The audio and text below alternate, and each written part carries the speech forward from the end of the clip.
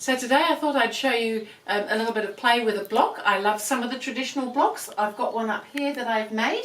This is called the rolling stone block, and I'm guessing because it kind of gives an indication of rolling with the way the white moves around the edge there, that maybe that's why it's called rolling stone, although I don't know that for sure. But I think it's a great little block. It's what we call a 9-patch block. It's made out of 9 actual patches, so it works really well for measurements and things. It's going to work well when we divide things by 3. So this is actually a 6-inch block, so it measures 6.5 inch. It'll be finished as a 6-inch, which means that each little unit here is 2 inches finished, which is a nice size, but it's quite often easier to work with something a touch bigger. So I went ahead and made a 9-inch block, and I changed the colours. So I've got this looking block now. So because I've changed, instead of leaving the white in the corners, I popped another colour in. It changes the look of the block. So that was part of the play, to make things look a little bit different without necessarily changing the structure. So this is now 9-inch. So these are 3-inch units, so 3.5 unit squares and pieces. So it's made up of little segments. So this square here is a square in a square, and that's kind of fun. And these are just 2 strips, and then we've just got a square in the centre there. So you can change colours, you can change all sorts of things with blocks, and they come up looking quite different. So I'll just go through how I made the block. To make the square in the square corner, I've got a 3.5-inch square here, because this is my 9-inch block. And for the corners, I'm using squares to make the corners as well, and they're cut at 2 inches. So to do those, I like to just draw a diagonal line. I have a pencil here, and I like to draw a diagonal line on the back side of the fabric, just from point to point, and then I'm going to sew those onto the other square across the corners. So I've already done my other 2 squares here. So I'm going to pop that onto that square there, so that I'm sewing diagonally there to trim away the corner. So I'll go ahead and do that, and then we'll keep going and get the whole block made.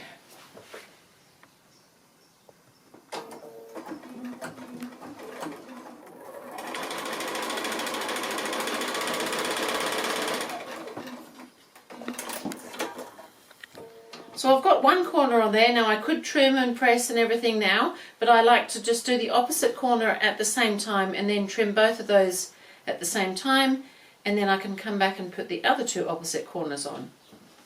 And if you're chain piecing, you can chain these through. I'm only making one today, so I don't need to chain piece. But if you're making lots, often a chain is quite a nice way. You can just keep feeding them in. So I've got my 2 opposite corners stitched on now, right on the diagonal line that I drew there. So I'm just going to trim off the corners now. So I'm just going to trim 1/4 inch away from the stitched line. So I'm just going to lay my ruler on so that this 1/4 inch line here sits right on top of the stitching, and just trim away that little corner there, because we don't need that anymore. And I'm going to do the same on the other side. Put the 1/4 inch line on the stitching, trim away, and we don't need those. So now I'm just going to bring the iron over and press those. So I'm going to press them into the corners.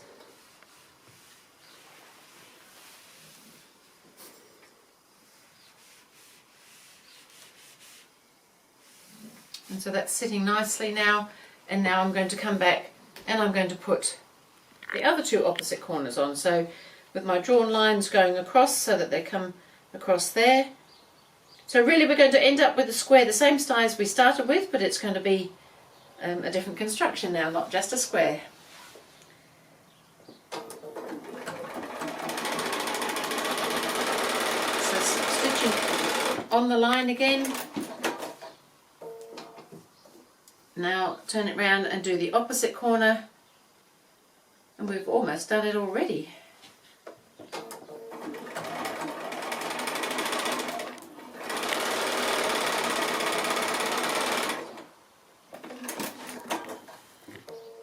So same thing, I'm now going to I'm going to trim off my 1/4 inch away from the stitching line again on these last 2. And then I'm going to bring over the iron and press those.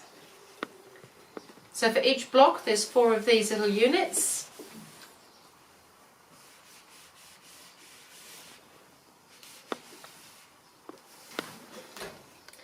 And so there's one of my units there. I've already made my other ones ready to show you how to put the block together. So I think that's great. That's fairly quick and easy. It's interesting. You could have something different in there. You could feature some novelty fabrics if that's what you like to do, or you could have stayed with the white just to give that rolling effect, because it definitely changes the look of it when you change that corner colour. So then to make these bits here, it's just 2 strips. They're cut at 2 inches wide. And I'm just going to seam those 2 together. Nothing terribly hard about that.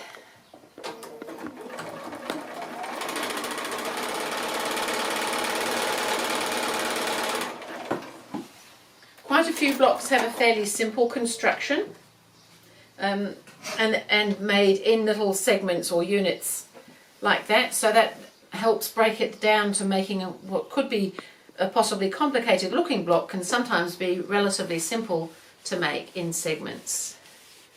So I'm just pressing that into the darker colour, and that now is also a 3.5 inch square. It should be the same size as your other one there.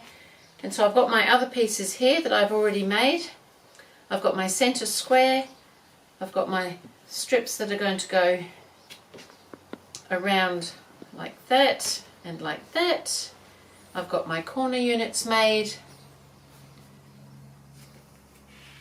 and now I've just got to join those up. So I'm going to join them in rows of 3, and then I can join the 2 rows of 3 together, and that'll be the block done. So I'll just start joining them up. So when I join up a block of 9 patches, I quite often set them out like that, take them to the machine, and then you can chain piece through these as well. So I'll pick up the next pair.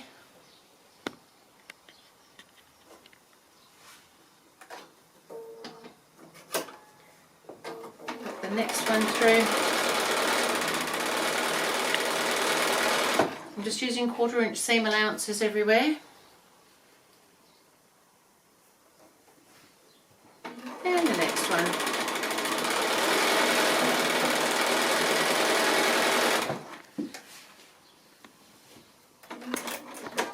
And so now I've got those sewn together. I most likely would cut those apart, ready to do the next bit, just so that they don't all get tangled up.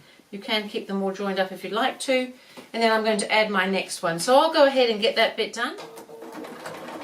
So I'm just sewing the rows together now, just making sure those seams nestle as we come through.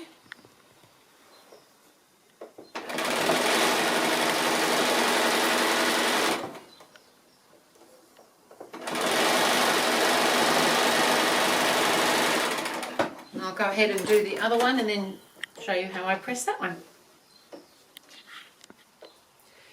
So I've sewn both of my lines together there, and now I'm just going to press those to one side. If it was bothering you about the white going under the white there, you could press them out different ways, but I think it doesn't really show when the whole quilt's put together, things like that. So there's my block. I'm pretty pleased with my block already. Quite like the rolling stone. I quite like the effect that this one has with a little white in the corners to give that rolling, but I just as much probably quite like this one as well. It just looks so different. So what I've done to do a little bit of play is I've used my quilt program electric quilt EQ8, and so for this block up here I've gone ahead and I've just planned out a quilt as if I was just putting the blocks next to each other. No sashing, nothing, it's just block next to block. And you get quite a nice design going on. It kind of loses that rolling look that it has, but it ends up with just all sorts of other interesting shapes and directions going on. And so then when I do the same sort of thing with this block, I'll pop one of these up here so that maybe you can see these as we go. Maybe I'll pin this up.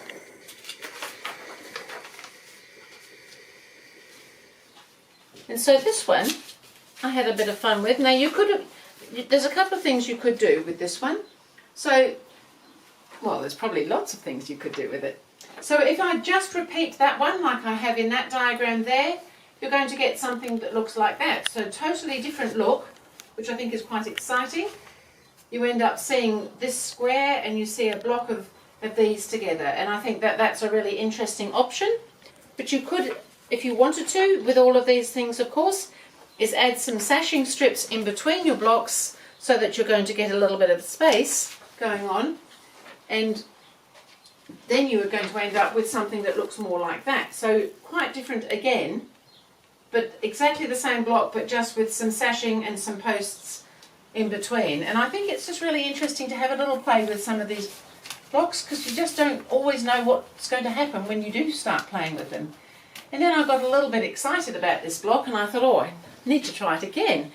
So I did something in some other colours, quite different again, and I've chosen to do some quite strong darker colours this time. And I thought, oh, that's very interesting. And so I'll pin that one up as well so that we can look at that one maybe over here. So basically I've done the same thing with this block. It's the 9-inch block again, as I've done here, because I've got different corners. So the same sort of colour placements, just quite different colours. And I had a little play with that, and I was quite surprised with what came out, because it wasn't what I was expecting. And because of those darker colours, this is what we've ended up with.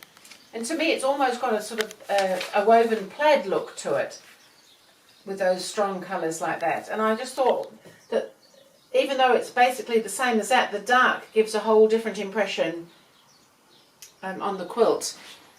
And I thought, oh, this is just too exciting. I'm just going to have to keep going playing with this block. So I got really excited and I decided that a larger block would be the thing to do. So I got very carried away, and instead of a 6-inch block or a 9-inch block, I went all out and I've done a 48-inch block. So it then makes a nice lap quilt, pretty much just one block and it's a lap quilt.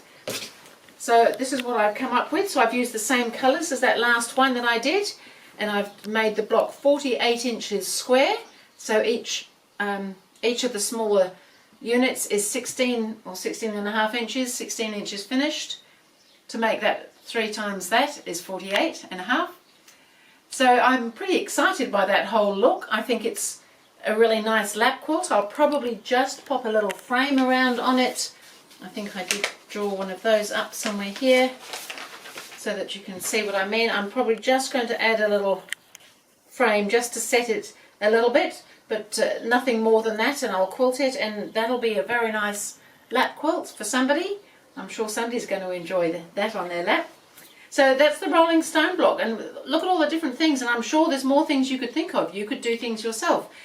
Another thought that you could have would be within a block you could put other blocks that fit within and things like that. There's just so much you can do really just starting with one block, especially if it's just a little bit interesting and not too hard. So that's the rolling stone block. We've gone from there right up to here, and why wouldn't we do that? I think it's all really delicious. I love to play with them, and maybe you can go away and play with some blocks as well. And thank you.